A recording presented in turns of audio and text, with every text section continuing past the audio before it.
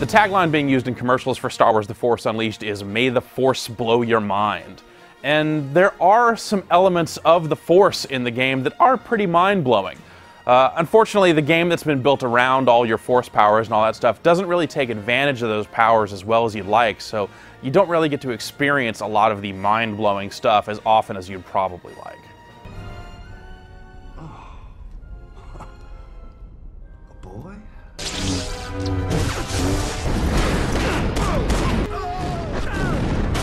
You're stronger than I thought. Probably the best thing about The Force Unleashed is its story. You're set in the role of a secret apprentice of Darth Vader named Starkiller. The mission starts out with Darth Vader finding Starkiller as a boy, then it flash forwards to him as a young adult, and you kind of go out on a mission hunting Jedi and kind of doing Darth Vader's bidding. It's a pretty interesting story because it takes place in between Episode 3 and Star Wars, the movie. As a result, being kind of a little closer to Star Wars than to the Episode 3 stuff, you get to see some elements that take better shape in that movie kind of before they're finished. So the game alludes to the TIE Fighter not really being in service yet. So it's interesting to see these moments kind of, a little bit in the past. And as a result, the game's able to really fit into an interesting space.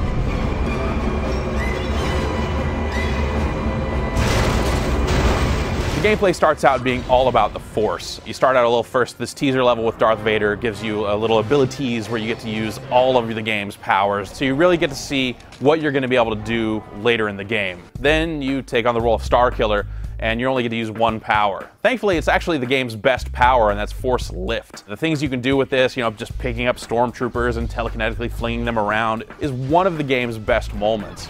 It's cool because the stormtroopers act intelligently, in addition to the physics. They have some interesting AI at work that'll let the stormtroopers kind of flail out and try and grab onto boxes or grab onto walls and basically stop you from flinging them around until they're dead. Honestly, the whole game could have been this, and I probably would have been satisfied. But from there, the game does get a little bit deeper, and not necessarily in ways that complement what you do early on. You do keep unlocking Force powers, but in addition to all that, you keep running into enemies that are resistant to the Force, and that just doesn't make the Force powers very much fun. It makes the game a little more complicated than it probably should be. You're running around with your lightsaber, and sometimes you can hack them a couple of times and then lift them up, or use lightning, and it never really works quite as well as just the simple thrill of picking dudes up and flinging them around. As a result, you end up relying more on your lightsaber and the combos that you get with that than on these different Force powers, which really kind of takes the most interesting parts of the game away from you. I'm sorry, Masters.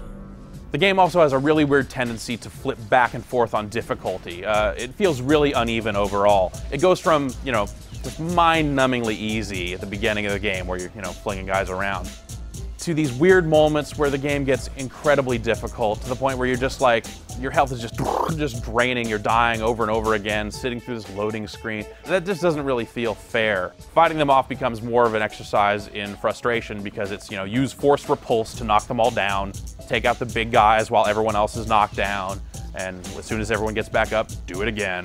So you kind of just feel like you're cheating over and over again throughout the game. Vader thinks he's turned you, but I can sense your future. The boss fights also play off this a lot as well. When you do fight a boss, they actually get a life meter that's very similar to yours. It shows your health and how much Force power that they currently have. And you basically duke it out. You go up against Jedis and other kind of lightsaber-wielding, Force-using combatants, and they use the Force against you and use it back against them.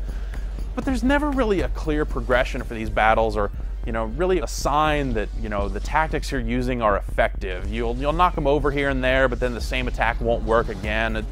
I never really got a feel for what was opening them up to attack and what their weaknesses were. Instead, it more felt like I was just kind of dying 4 or 5 times, but every time I died, I got a little bit more savvy to the attack patterns they were using, to the point where I was like, well, now I'll just hide behind this rock because they've lifted stuff up, and as soon as they do that, they're going to be open to this. And it felt kind of like I was cheating.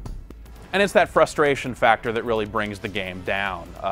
There are definitely some really great tools here, but when you combine them with the game, it doesn't really come together as well as you'd really want to, and as a result, it's pretty disappointing. Darth Vader has found us. Perhaps. Maris, gather your belongings and go into hiding, just as we've practiced.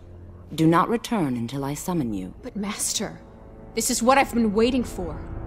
Let me fight! The thing that saves The Force Unleashed, in addition to its story, is the game's presentation. There's some great audio here. All the voice actors turn in really compelling performances, and the script is pretty well written. So you feel like you're getting what you would expect out of a good Star Wars story. Ah, Master! Another excellent duel! Think about how long it's been since there's been a good Star Wars story. Juno, I'm done here. So those are the ups and downs of the game. You're given a really interesting tool set of cool force powers and interesting lightsaber combos that you unlock along the way, but the game doesn't really feel like it was designed to take advantage of the things that it's giving you. As a result, the gameplay is pretty disappointing, but there are some interesting set pieces, and of course, the story is interesting, so it's not a total wash. It's time to face your first true test. No. Yes. No. Yes. No. Yes. Perhaps. Yes.